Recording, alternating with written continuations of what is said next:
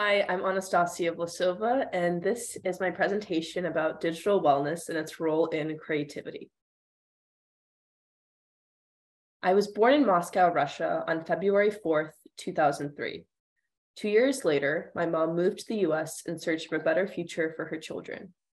1 year later, my older sister left Russia to join my mom.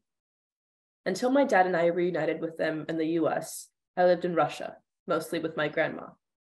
She occupied me with art projects, outdoor adventures, and silly fantastical stories. What I didn't know at the time was that she was subconsciously instilling what my 19-year-old self would hold on to as the formula for personal well-being: daily creativity, movement outdoors, and meaningful human connection. Fast forward to middle school, the time period in which these three elements of well-being began to deteriorate. The cause? Phones and social media. When I first downloaded Instagram, it was the summer before entering 7th grade. I was at the beach with a friend who already had the app installed on her phone. She was posting many of the photos we'd taken during our trip and showed me all of the people she was connected to through the follow feature. People I'd never heard of, but were apparently friends of friends. The prospect of having a larger friend group and sharing photos with the simplicity of a click was novel to me. I wanted to be able to do that. So I gave my mom a call and asked her the question that every parent dreads. Mom, can I download Instagram? No. But why? It's dangerous and an invasion of privacy. But all of my friends have it, and I can make it private. No. The conversation went back and forth like this for a while, as my friend listened on one side of the phone. Miraculously, I convinced my mom to let me download it. The first few months of having Instagram were fun. Around midway through middle school, I decided to launch an additional account. Inspired by all of the athletes I followed on Instagram and training a lot for tennis at the time, this new account was dedicated to fitness, tennis, and food. This account was a creative outlet, giving me permission to try out photography, graphic design, and writing. I didn't tell any of my friends about it because, frankly, I was a bit embarrassed and feared judgment. They eventually found out. I recruited my mom as my photographer, created meticulously detailed content schedules, researched social media growth strategies, and exerted way too much effort into taking photos of oatmeal. Gradually, the content gained some traction. Even some of my favorite fitness influencers commented words of encouragement after I tagged them in my captions. Then the United States Tennis Association reached out. They invited me to partake in their ambassador program to promote youth tennis and travel to their annual tennis clinics in Orlando. Then we landed a deal with Wilson and got access to their prototype Clash rackets. Then Fila reached out and started sending me clothes and gear to promote. To a 14-year-old tennis and fitness fanatic, this was a dream come true. To my classmates, I was a girl who had everything together. To my mom and other adults, I was a hardworking athlete who was posting endearing captions about discipline and getting stronger. As with everything on social media, it all looked great and harmless, even enviable, until it wasn't. The numbers started getting to my head. When the follower count staggered, my self-esteem would do the same. When the likes didn't reach my expectations, I would think that what I posted was stupid and feel embarrassed. The daily Instagram use started to affect my ability to be present. When I walked from room to room or waited for the school bus, my fingers itched to scroll. When I felt an unpleasant emotion, I turned to Instagram for numbness and distraction. Regularly, dissecting photos of myself made me hate my body. My thighs were too big, my chest was too small, my face wasn't symmetrical enough. My self-worth, my perception of the world, my life were all influenced by social media. I acknowledge that my experience was slightly different from the average 14-year-old.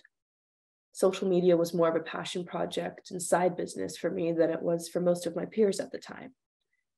However, the dependence and negative side effects permeated the entire adolescent population. How could it not? Gen Z lived one of our most critical stages of development under the daily, if not hourly, influence of a drug designed to diminish our self-control and capitalize on our wavering self-worth. After having used social media for 2 years, I began to feel uneasy about my relationship with it. Sure, there were times I used it for good, but there were also many times in which I used Instagram or Snapchat aimlessly, as distractions, as motivation for the wrong things, like restricting food intake, over-exercising, or fixating on productivity. Sometimes I checked accounts of people that were ultra successful, knowing that observing their curated perfection would result in self-comparison, guilt and shame, and hoping that it would all motivate me to work harder. What I didn't realize at the time was that constantly checking in, even on people I considered inspiring, was unhealthy because it made me subconsciously increase the astronomical standards of success that I'd set for myself. Self-comparison and body image issues are often the focal points of discussion surrounding the negative effects of social media.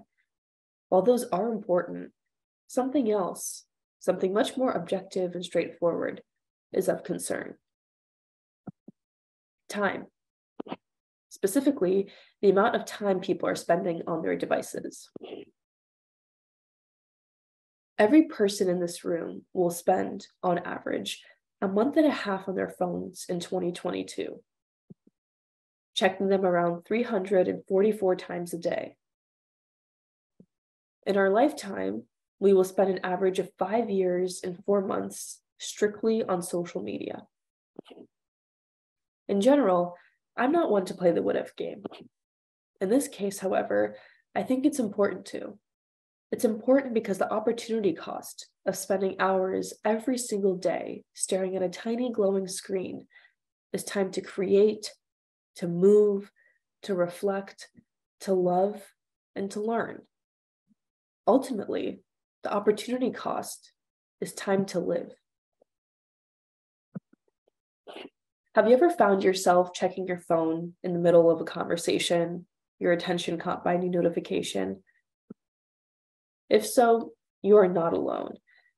86% of smartphone users will check their phone while in conversation with family and friends.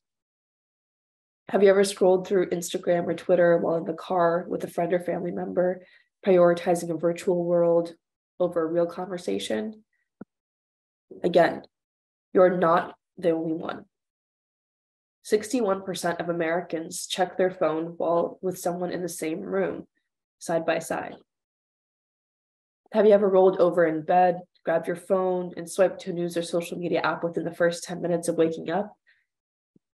71% of Americans do the same. So let's go back to the what-if game. What if we didn't do those things? What would life be like then? Those are the questions that prompted me to start digital detoxes, meaning temporarily deleting my Instagram account once a month for around a week or two. I'll be honest, the first few days were tough. My brain experienced culture shock. It was so accustomed to being stimulated effortlessly that it forgot how to generate its own diversion, how to focus on a single task for longer than 5 minutes, how to be okay with and even appreciate silence. I felt like I had so much time with nothing to fill it. It was uncomfortable. There was more silence. I experienced a little bit of boredom. Being off of social media made me feel lonely because I no longer had access to millions of people or sources of entertainment at my fingertips. I was disappointed when few people checked in on me after I stopped posting, feeling as if I'd been forgotten. There were fewer ways to distract myself from my unhappiness and other feelings that I didn't know how to deal with. I even worried about my professional goals, if employers would be less interested in hiring me without my strong personal brand. Honestly, I considered re-downloading the app before the end of my detox and just succumbing to the new societal norm of having it because it seemed easier. Easier to feel validated, to feel connected, to feel occupied. Around the same time I started practicing my monthly detoxes, I started interning at This Is My Brave, a mental health nonprofit. I was tasked with creating content for and growing their new youth-oriented Instagram account, This Is My Brave Teens, while still practicing my monthly detoxes. I used that platform to share what I learned from researching social media withdrawal, among other mental health-related content, Turns out, social media engineers utilize advertising and behavioral science strategies to keep users coming back. Today, this information isn't a secret. Even Sean Parker, Facebook's former president, admitted that the platform's features are designed to be addictive and our choices are not as free as we think they are. Disturbed by this news and increasingly conscious of my mental health from my advocacy work, I permanently deleted Instagram in May of 2021. 2 months later, I was contacted by a journalist from the Wall Street Journal. I shared my experience with using Instagram and its contribution to my eating disorder in the journal's second article and podcast episode for the Facebook Files, an investigation into Facebook's knowledge of its app's ill effects. The investigation revealed that company researchers found that Instagram makes body image issues worse for 1 in 3 teen girls. Facebook discovered that about a quarter of teens who reported not feeling good enough said the feeling started on Instagram. Youth don't like the amount of time they spend on the app, but feel a need to be on it. They feel addicted, knowing that the app is bad for their mental health, but feel unable to stop themselves. As the Facebook Files were unfolding, I was beginning my freshman year at NYU. Deeply impacted by my own excessive phone usage and aware of my peers' struggle with the same issue, I started working on Mellow, a startup aimed at getting young people off of their phones and engaged in creative experiences. As I participated in the NYU Designpreneurs Hackathon, Startup Bootcamp, and Tory Burch Innovation Scholarship, I interviewed people of various demographics. They all expressed concern over their own device usage, their kids' social media usage, and overall decreased quality of life due to phone overuse. After months of research and interviews, my friend and fellow student Rachel and I decided to unite as co-founders and submit an application to the NYU Startup Sprint, an intense 2-week entrepreneurship program led by the NYU Entrepreneurial Institute. We conducted 50 interviews with college students about breaks, productivity, and phone usage. Around 90% of interviewees said that they spend too much time on their phones. 95% said that using their phone during a break results in a longer than expected, low-quality break, making them feel less productive and more tired. Around 60% said that they have tried to decrease their social media usage, but their efforts haven't been very effective. Quite frequently, we were told that deleting social media lasted only a few days because they got bored, wanted to know what happened while they were gone, and didn't know how to fill the space that social media occupied.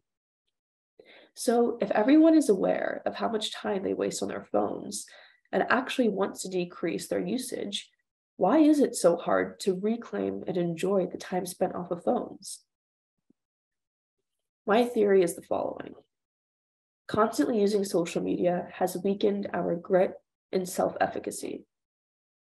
When we use our phones, we have access to an infinite supply of information delivered at an incredibly rapid pace. Funny memes, sad news stories, motivating speeches, awe-inspiring photos, all delivered by algorithms that know our moods and cravings better than most of us know ourselves. We interact with and rely on these algorithms every day, usually every hour of the day. In their absence, we feel unsettled, unsure of how to derive pleasure from one activity that is equivalent to the dopamine release we feel from scrolling through social media. This discomfort is exactly why we should practice spending time off of phones. Only by persisting through it can we bring our creativity and full potential back to life. Think of all of the ideas, projects, progress, and skills that could be achieved if we replaced even a quarter of the daily time we spend on screens with building, thinking, learning, moving, observing, and communicating in real life. The swift escapism of phones that we've become accustomed to has made us forget that we can actually learn hard things. The time for skill building and introspection we gain from reducing our phone usage is incredibly beneficial to the creative process. After all, honing creativity is an intimate experience. It requires getting to know ourselves, how we think about the world, what stories we want to tell. Creativity benefits from regular sensory deprivation and solitude because these states of relaxation allow our minds to breathe and reflect. Here are some steps you can take to reevaluate your relationship with social media. Temporarily disable your Instagram account for a week. Track how you feel every day in a journal. Start a social media detox challenge with a friend. There's bound to be someone in your life that wants to spend less time on social media. Hold each other accountable. If you use social media to learn about current events and culture, research other sources for obtaining the related information. Knowing you have sources other than Instagram or Twitter will help you rely on them less. Schedule social media time in your Google Calendar. Checking it once or twice a day for an allotted period of time can give a greater sense of control than checking it every couple of hours. Only when I enforced my digital boundaries, which for me meant deleting all of my social media, did I learn the art of living slowly and attentively, yet still ambitiously and productively. Only then did I begin to unravel a deeper connection to my being, unlocking a level of calmness my previously anxious self thought was impossible. I noticed that when I finally stopped distracting myself during moments of stillness, my brain regained the capacity to self-generate all the things I relied on social media for: validation, inspiration, and diversion. On that note, I want to leave you with the following question. Who are you when you're not distracted? Thank you.